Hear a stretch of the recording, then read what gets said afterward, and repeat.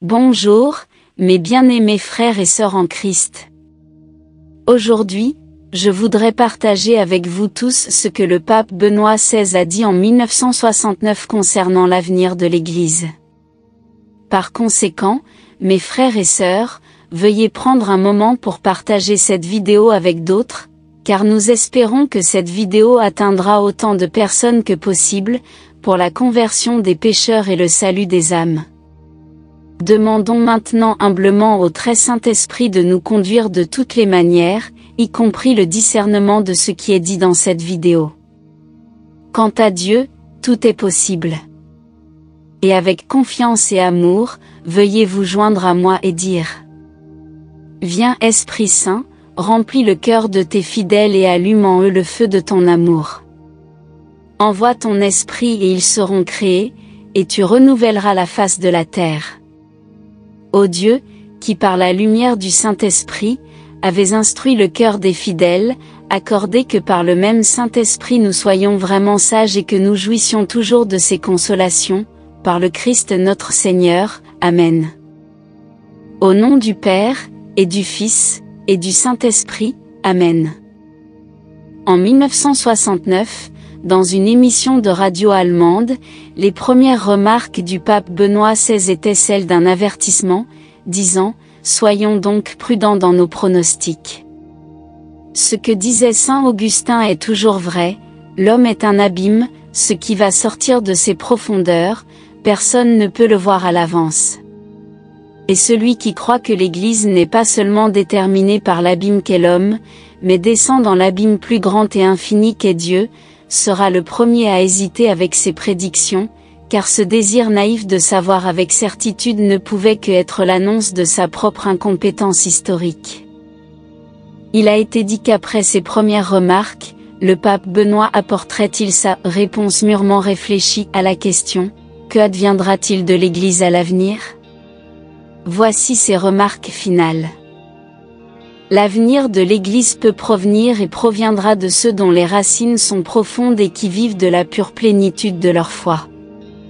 Il ne viendra pas de ceux qui s'accommodent simplement du moment qui passe ou de ceux qui se contentent de critiquer les autres et de supposer qu'ils sont eux-mêmes des étalons infaillibles.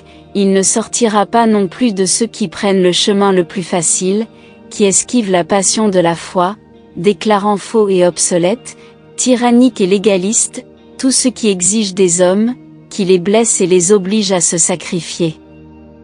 Pour le dire plus positivement, l'avenir de l'Église, encore une fois comme toujours, sera refaçonné par des saints, par des hommes, c'est-à-dire dont l'esprit sonde plus profondément que les slogans du jour, qui voient plus que les autres ne voient, parce que leur vie embrassait une réalité plus large.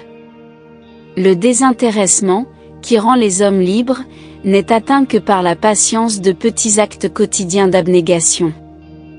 Par cette passion quotidienne, qui seule révèle à l'homme de combien de manières il est asservi à son propre ego, par cette passion quotidienne et par elle seule, les yeux de l'homme s'ouvrent lentement. Il ne voit que dans la mesure où il a vécu et souffert. Si aujourd'hui nous n'arrivons plus guère à prendre conscience de Dieu, c'est qu'il nous est si facile de nous évader, de fuir du fond de notre être par le narcotique de tel ou tel plaisir. Ainsi nos propres profondeurs intérieures nous restent fermées. S'il est vrai qu'un homme ne peut voir qu'avec son cœur, alors comme nous sommes aveugles. Comment tout cela affecte-t-il le problème que nous examinons ? Cela signifie que le grand discours de ceux qui prophétisent une Église sans Dieu et sans foi n'est que bavardage vide. Nous n'avons pas besoin d'une Église qui célèbre le culte de l'action dans des prières politiques. C'est tout à fait superflu. Par conséquent, il se détruira. Ce qui restera, c'est l'Église de Jésus-Christ, l'Église qui croit au Dieu qui s'est fait homme et nous promet la vie au-delà de la mort.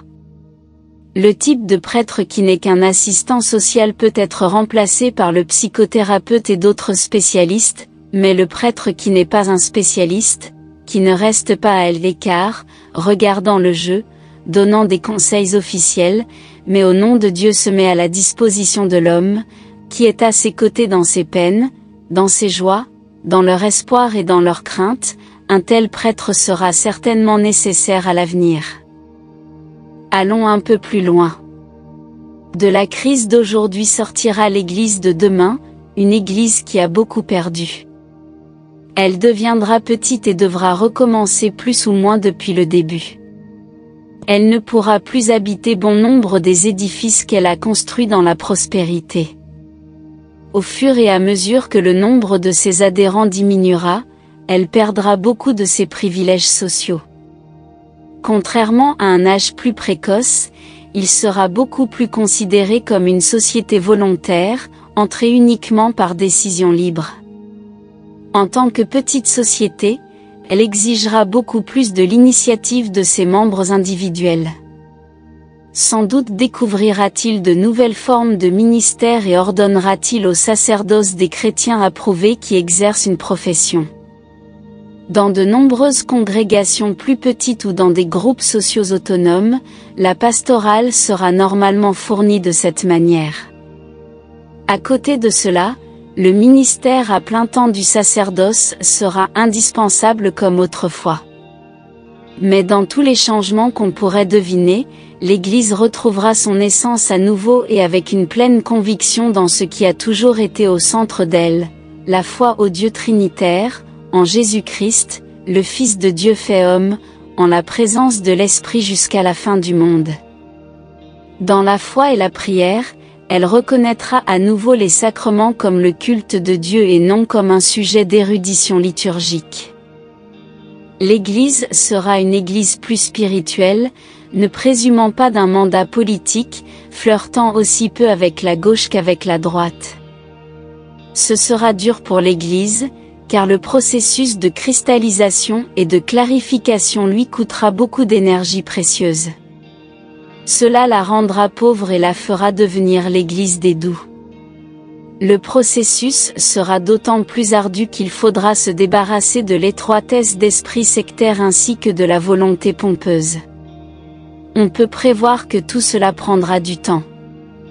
Le processus sera long et fastidieux comme l'était le chemin du faux progressisme à la veille de la Révolution française, quand un évêque pouvait être considéré comme intelligent s'il se moquait des dogmes et insinuait même que l'existence de Dieu n'était en aucun cas certaine, au renouveau du XIXe siècle. Mais lorsque l'épreuve de ce criblage sera passée, une grande puissance découlera d'une Église plus spiritualisée et simplifiée. Les hommes dans un monde totalement planifié se retrouveront indiciblement seuls. S'ils ont complètement perdu de vue Dieu, ils ressentiront toute l'horreur de leur pauvreté. Alors ils découvriront le petit troupeau de croyants comme quelque chose de tout à fait nouveau.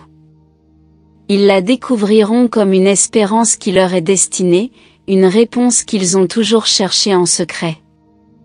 Et il me semble donc certain que l'Église est confrontée à des temps très difficiles. La vraie crise vient à peine de commencer. Il faudra compter sur de formidables bouleversements. Mais je suis également certain de ce qui restera à la fin, non pas l'Église du culte politique, qui est déjà morte, mais l'Église de la foi. Elle pourrait bien ne plus être le pouvoir social dominant dans la mesure où elle l'était jusqu'à récemment, mais elle jouira d'un nouvel épanouissement et sera considérée comme la demeure de l'homme, où il trouvera la vie et l'espoir au-delà de la mort. L'Église catholique survivra malgré les hommes et les femmes, pas nécessairement grâce à eux. Et pourtant, nous avons encore notre part à faire. Nous devons prier et cultiver l'altruisme, l'abnégation, la fidélité, la dévotion sacramentelle et une vie centrée sur le Christ. Au nom du Père, et du Fils, et du Saint-Esprit, Amen. Saint Michel Archange, défendez-nous dans le combat et soyez notre protecteur contre la méchanceté et les embûches du démon. Que Dieu lui commande, nous vous en supplions, et vous, prince de la milice céleste, par le pouvoir divin qui vous a été confié, précipitez au fond des enfers Satan et les autres esprits mauvais qui parcourent le monde pour la perte des âmes. Amen. Notre Père, qui es aux cieux, que ton nom soit sanctifié, que ton règne vienne, que ta volonté soit faite sur la terre comme au ciel. Donne-nous aujourd'hui notre pain de ce jour, pardonne-nous nos offenses, comme nous pardonnons aussi à ceux qui nous ont offensés, et ne nous laisse pas entrer en tentation, mais délivre-nous du mal. Amen. Je vous salue, Marie, pleine de grâce, le Seigneur est avec vous, vous êtes bénie entre toutes les femmes, et Jésus, le fruit de vos entrailles, est béni. Sainte Marie, Mère de Dieu, priez pour nous, pauvres pécheurs, maintenant, et à l'heure de notre mort. Amen. Gloire au Père et au Fils et au Saint-Esprit. Comme il était au commencement, maintenant et toujours, et dans les siècles des siècles. Amen.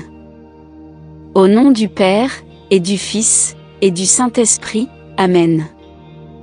Merci d'avoir regardé et que Dieu déverse une abondance de grâce et de bénédiction sur nous tous. Jusqu'à la prochaine fois, restez bénis et continuez à prier.